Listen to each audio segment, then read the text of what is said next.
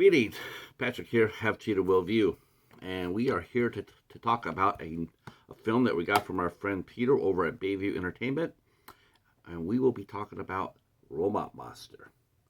Robot Monster came out in 1953. It was directed by Phil Tucker. It starred George Nader, Claudia Barrett, and George Barros.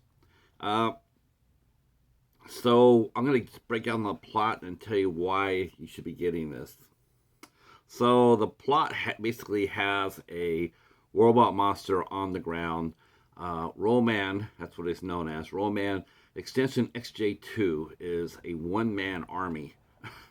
He has come to Earth, and he has pretty much wiped out everybody on the planet till there's 8 people are left. He's supposed to be like a forwarding operator before the planet's invaded. But again, one-man task force. Now he's got everybody wiped out except for the last 8 people on the planet. We get to meet 6 of those 8. 2 of them get blown up in space. We don't see them on camera. We only get their names and we see what happens when they get blown up. Otherwise, what we see is the professor, his wife, and their 3 kids. Alice, Carla, and Johnny, and another scientist named Roy. So they live in a shelter, and not too far away from Roman. Now, if you got to think about this for a second, and well, if you try to think about it, it might hurt your brain. I'm still recovering. So this is the last people on Earth, and they're within like 30 minutes walking distance from the one being that could destroy them. Not running for their lives, not hiding or anything else, just staying right there. Supposedly, the professor has made it so that the robot can't detect them. They're going to go ahead and stay there in their camp. Even though he's only 30 minutes away, and he randomly could walk across them anytime. But yeah, he's gonna stay. So the professor is pretty smart. His daughter Alice is really smart. The two kids are kids. They're cute. And so basically the movie is the family trying to stay out of the range of Roman. Roman can't. He's always talking to his boss. Saying that he's almost got these guys on the ropes. He's on his way. He's only got 8 more to kill or 6 more to kill. Once he finds them, he's going to get rid of them. It's just he's killed them all by his death ray. We see Roy and Alice. They bicker at each other, but they end up falling in love at the most inopportune times. The kids are really cute. We don't get the professor's full name. I don't think it was Roy Hinckley, but I could be wrong about that.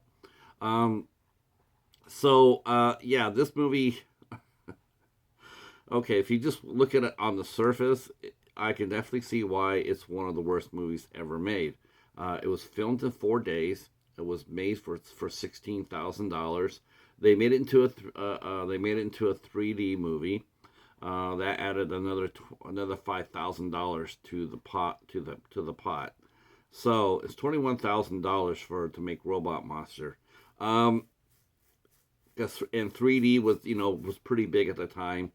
And unfortunately, though, when this movie came out, it was pretty much savagely attacked. Not very good, terrible, stinks, whatever. And then sadly, that almost led to the death of the director, Phil Tucker. The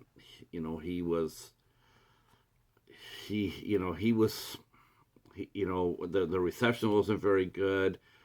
People didn't like it. The critics were harsh on it and everything else. But a funny thing happened on the way to the forum is that this movie actually turned out to be a hit. It actually turned out to be a decent hit. People really liked it. According to this, what I'm seeing, according to this, though I don't know if this is verification or not. Supposedly, this movie made $1 million. I don't think so. I can't imagine it making $1 million coming out of a $21,000 budget. I'm sure it did very well, though. Movies back in the 50s, science fiction pretty much did pretty well. A lot of times they were paired up with drive-in movies, and it was a popular way of a movie to pop, even though it wasn't very good. Like I said, it did not get good reviews. But I gotta tell you, I gotta tell you, the cast was pretty interesting. I had never seen Claudia Barrett before, but I'm going to. She was extraordinary. She was beautiful, and she could act. And when I was doing a little bit digging into this, she was a working actress for 14 years, and then she went on to become a she went to work for the Academy Awards.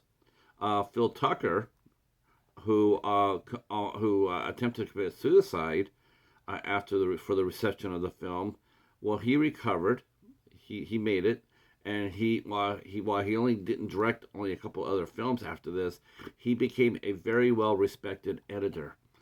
He did editing work on Orca and some other well known films, and he became very well respected for that. A smart man too.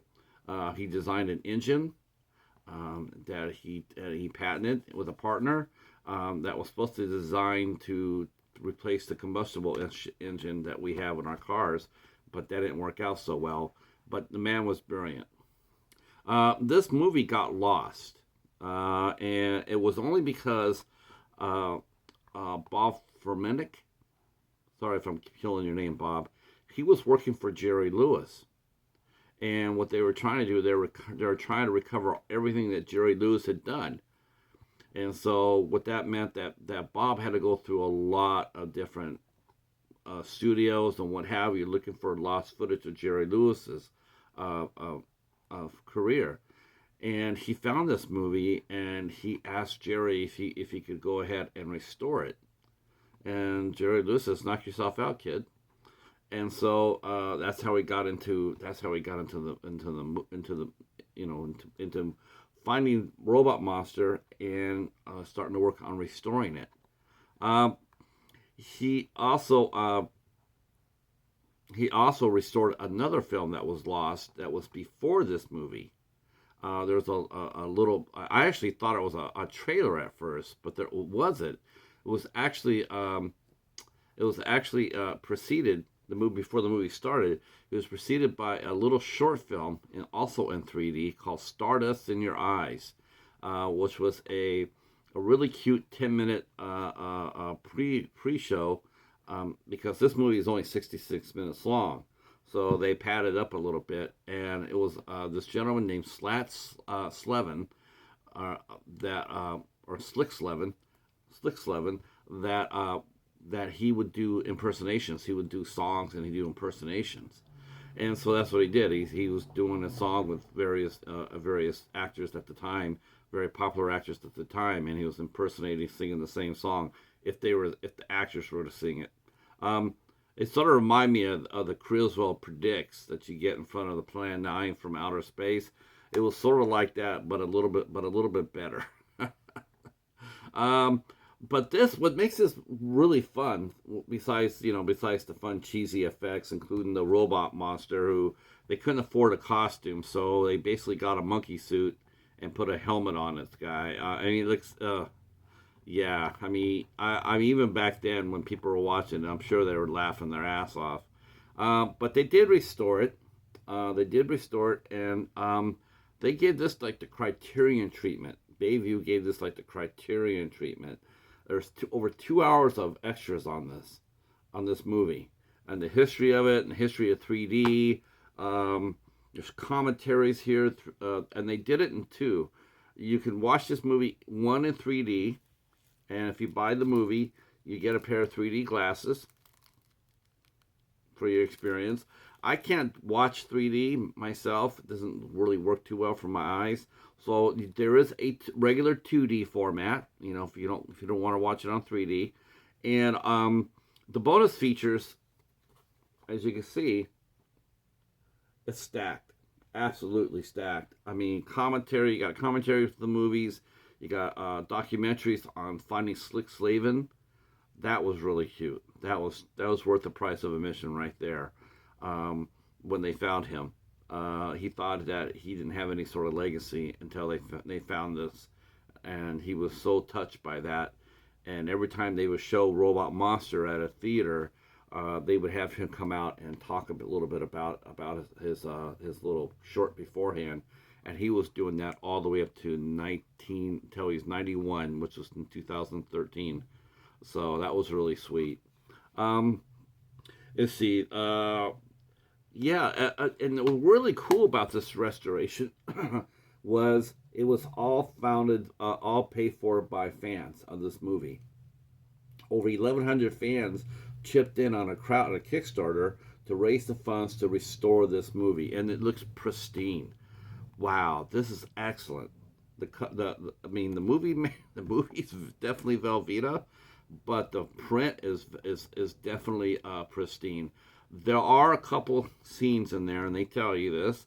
There are a couple of scenes in there where they had to sort of impose, or like to intercut, because the film had deteriorated so bad that they couldn't be restored. So what they did was they basically did a reenactment on it, and you can tell that it's not bad. There's some stock footage in here from other movies. That explains why in the 1953 version of this movie we're seeing dinosaurs. The movie, like I said, the movie itself is cheesy as hell. It's 1953 goodness. It's bulletproof. It's absolutely bulletproof. It does have a great performance by the starlet Claudia Barrett. Wow, it's a shame her career did not take off. She actually took this role against the advice of her agent, and she said that the reason why she did that was because she just wanted to work. And if that meant doing a cheesy science fiction movie, at least she was working. And I can understand that. I mean, if you sit there and wait for the perfect role, for most of the actors, you'll be waiting till you're dead. So sometimes you got to take movies that you don't want to. I'm not saying do that all the time. I'm saying do it once in a while, not all the time. And so I really enjoyed this. I thought this was a hoot. I highly recommend it. You can get this at Bayview Entertainment, which I will be leaving their links down below. Highly recommend this. This is a lot of fun, and I hope that Bayview will do more movies like this. I hope they do more restorations, or sponsor more restorations, or distribute more restorations like this. They could have a really nice niche if they could do that, because this was great. This is probably, honestly, my favorite Bayview that I've gotten so far. Of course, I have not seen Skinner Morenik yet, but I'm saying as far as this goes, this has been my favorite. This was done with a lot of love, and I'm really happy, and thank you for Peter for sending this out for me, and you guys should see it too. All right, that's it for this review. If you're new to the channel, consider hitting the sub button.